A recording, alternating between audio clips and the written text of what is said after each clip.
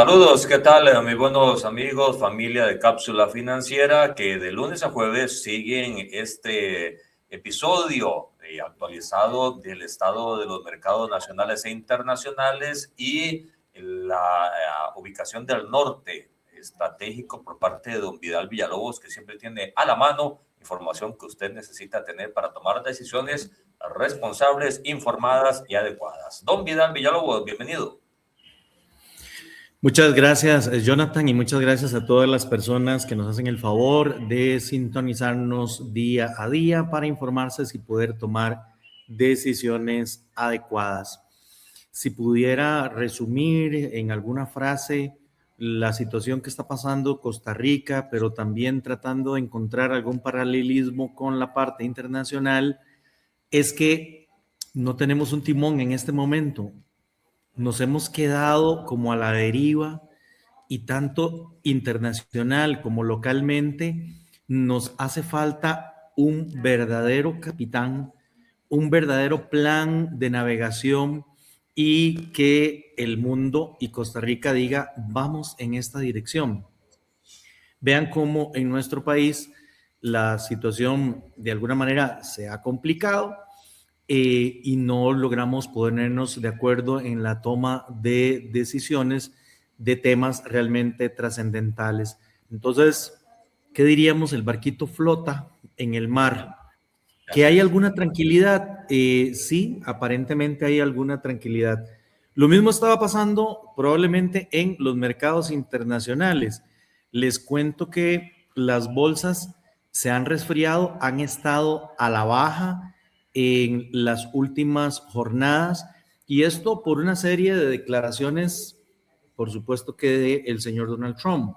Dentro de las más elocuentes que hemos escuchado en las últimas horas es que va a nacionalizar el estrecho de Hormuz para que sea estadounidense, o uno de los socios más importantes en materia de seguridad de la zona, que es Omán, y que ha estado en negociaciones abiertas, claras, transparentes con Irán, pues como me imagino no está directamente sentado Estados Unidos en esa mesa de negociación, dijo que si Omán se atravesaba, lo iba a bombardear de manera inmisericordia.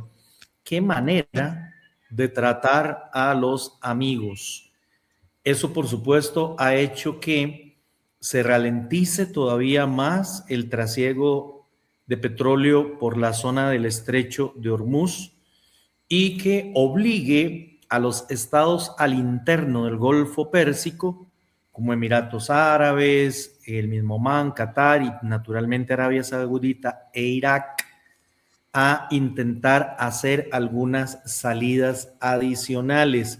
Les cuento, por ejemplo, que revisando una noticia, Arabia Saudita y particularmente su empresa de exportación y de exploración de petróleo, que se llama Saudi Aramco, ha encontrado una forma, claro, es más costosa, más complicada, pero están tratando de hacer dos cosas.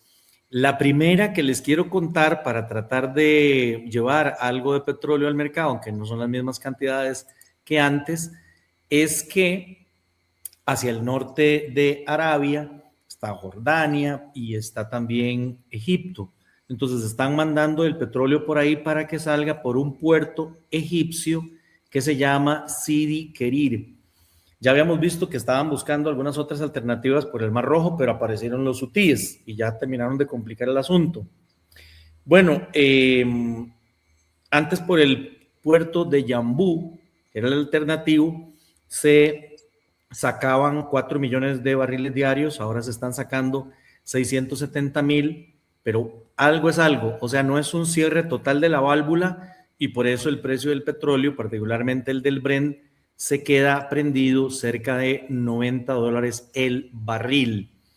Pero hay otra cosa bastante más interesante que todo parece indicar que a Arabia se le facilita mejor manejar sus buques dentro del Golfo Pérsico y tratando de asomarse por el estrecho de Hormuz, sin que eso sea una garantía total, pero al menos los tanqueros de Arabia lo están haciendo. Entonces, ¿qué está haciendo?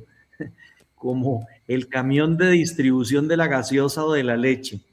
El tanquero grande sale afuera del estrecho de Hormuz, donde no hay ya riesgos, y hacen transferencias de petróleo de barco a barco en el mar. Todo esto tiene una serie de complicaciones logísticas, es mucho más caro, es mucho más lento, pero particularmente los clientes de Arabia Saudita asiáticos están llegando con barcos pequeños y entonces Arabia les está dando el suministro, por lo menos desde esa perspectiva. Como les decía, el Brent hoy ya está en 90.75, mientras que el WTI está en 84.62. Esto genera muchas dudas en el mercado y las bolsas se mantienen desde hace un par de jornadas a la baja. Quizás una de las cosas más importantes e interesantes que vemos es que al mantenerse esta incertidumbre y al mantenerse la posibilidad de que el petróleo se quede pegado en niveles relativamente altos, el bono del Tesoro de los Estados Unidos a largo plazo ha subido al nivel más alto de los últimos 19 años, es un 5.32. La preocupación es el impacto de la inflación, como recién mencionaba, pero es que también salió a relucir otro tema que es igualmente importante, y es que salieron datos de la situación fiscal de los Estados Unidos. Déficit fiscal de Estados Unidos se disparó a 432.300 millones de dólares en julio. Esta es la cifra mensual más alta desde marzo del 2021 y eleva el déficit acumulado en lo que va del año a 1.8 billones de dólares. También conocimos que los intereses pagados para financiar la deuda de los Estados Unidos asciende a casi 40 billones de dólares y le han costado al gobierno alrededor de 1.2 billones de dólares este año. Buena parte de la justificación viene por los gastos precisamente de la guerra. Los otros bonos que en alguna oportunidad aquí también hacemos referencia, por ejemplo, el de 10 años, se mantiene también en niveles relativamente altos. Y el de 2 años, el de 10 está en 4.73. Esto es muy importante porque se utiliza como referencia para los préstamos personales, tarjetas de crédito, hipotecas, etcétera. Pero el de 2 años es el de más corto plazo. La tasa que maneja la Reserva Federal es una tasa de préstamos de corto plazo. Entonces, a este se le da seguimiento justamente por el eco, las repercusiones que podríamos tener en movimientos de la Reserva Federal. 4.18 está en este momento esa tasa. El mercado todavía mantiene la posibilidad de que para el 16 de septiembre, que es la próxima reunión de la Reserva Federal, no se operen movimientos al alza por parte de la Reserva Federal. Pero existe la duda de si habrá ese mismo espacio para cerrar el año.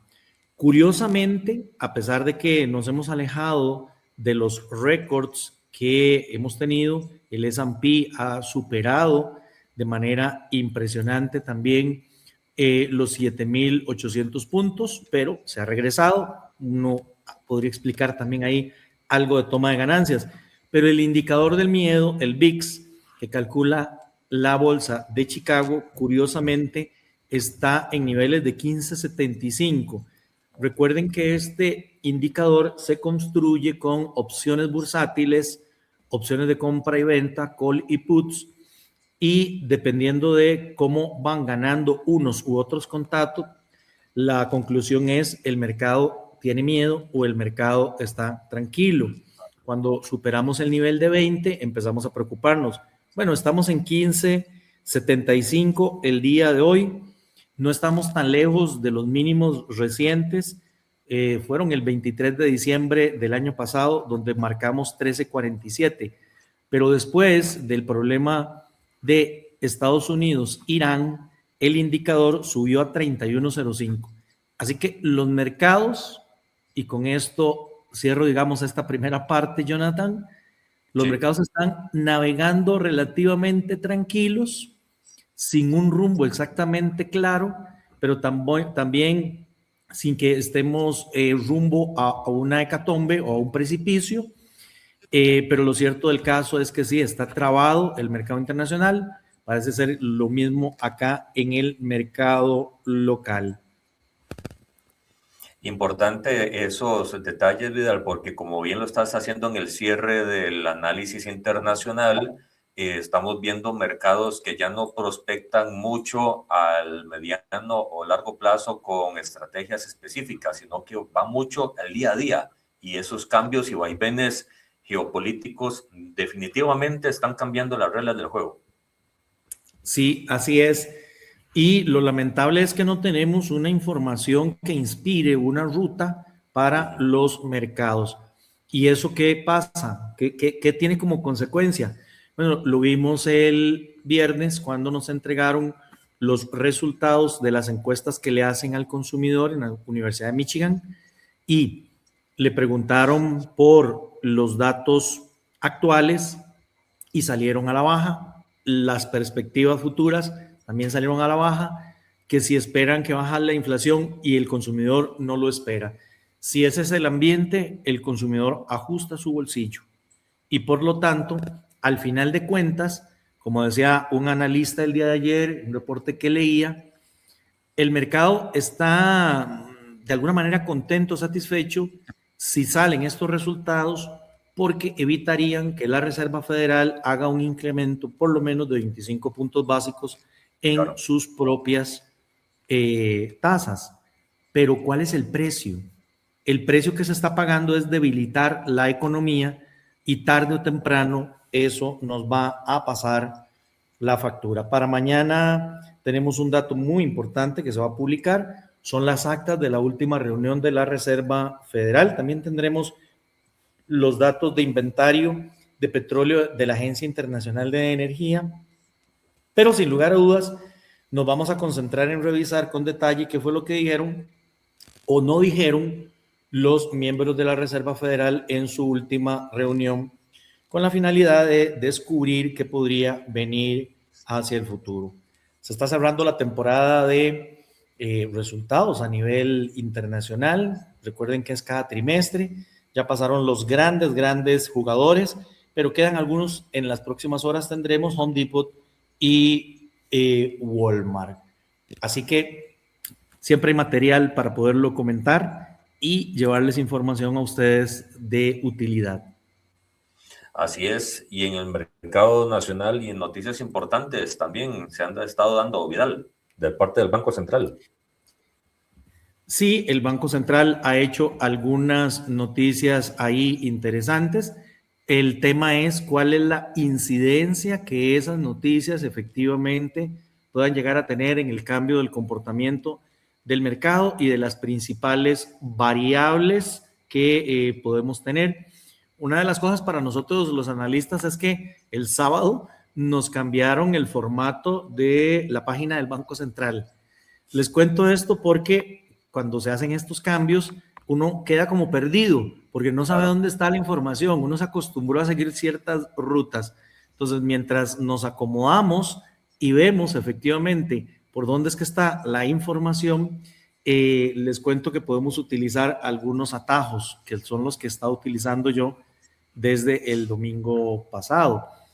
Y es que si usted en su buscador pone así como una especie de prompt, donde pide exactamente base de datos o un Excel, el sistema le da la vuelta y lo lleva directamente a la base de datos sin tener que pasar por la pantalla inicial del banco.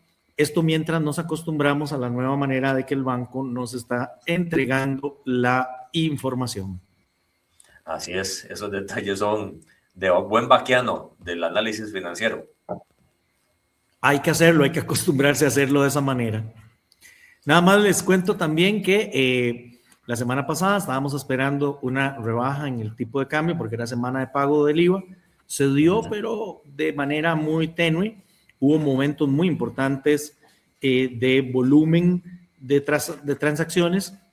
Esta semana esperamos una semana tranquila con menor volumen. El día de ayer 32.5 millones de dólares y 449.01 subió de 448.96, tampoco es que es mucho, ¿verdad? Estamos hablando de 4 céntimos nada más la cotización, pero esperamos una semana de relativa tranquilidad. Sí es importante hacer notar que la semana pasada, debido a ese volumen importante de dólares que llegan al mercado para pagar impuestos y planillas, el Banco Central se fajó y tuvo que comprar para defender tipo de cambio, no para Monex ni para el sector público no bancario, no, para defender el tipo de cambio. Y ahí hay un mensaje importante que está mandando, diciéndole al mercado claramente, este nivel ya yo lo voy a defender, voy a empezar a comprar más para que no caiga más el tipo de cambio.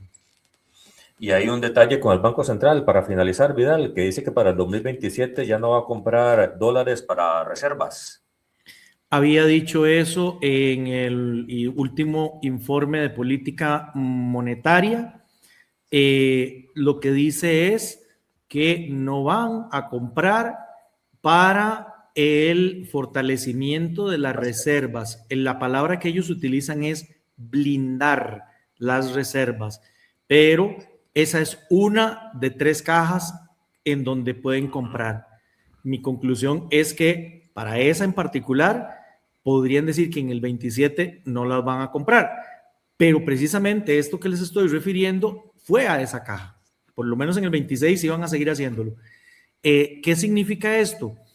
Que como ya las reservas están relativamente muy altas, 20.800 millones, si se compran reservas adicionales o compran divisas adicionales, serán para otros fines, no necesariamente para el blindaje de las reservas, porque ya tenemos muchas reservas. Lo que se queda ahí en el tintero, nada más para dejarlo como colgando y que lo podamos volver a discutir en otra oportunidad, es qué va a pasar con los sobrantes que tenemos de las reservas. Algo hemos atendido en las entregas anteriores, pero probablemente nos vamos a ocupar de ese tema en próximas jornadas en el país. ¿Qué hacemos con lo que sobre? Importante pregunta, mi buen amigo Vidal, y con esa pregunta la dejamos en el tintero y nos despedimos por este episodio. Les agradecemos muchísimo que nos acompañen. Gracias, Jonathan, por hacer posible el enlace y como siempre, desde el fondo del corazón, un abrazo de colección.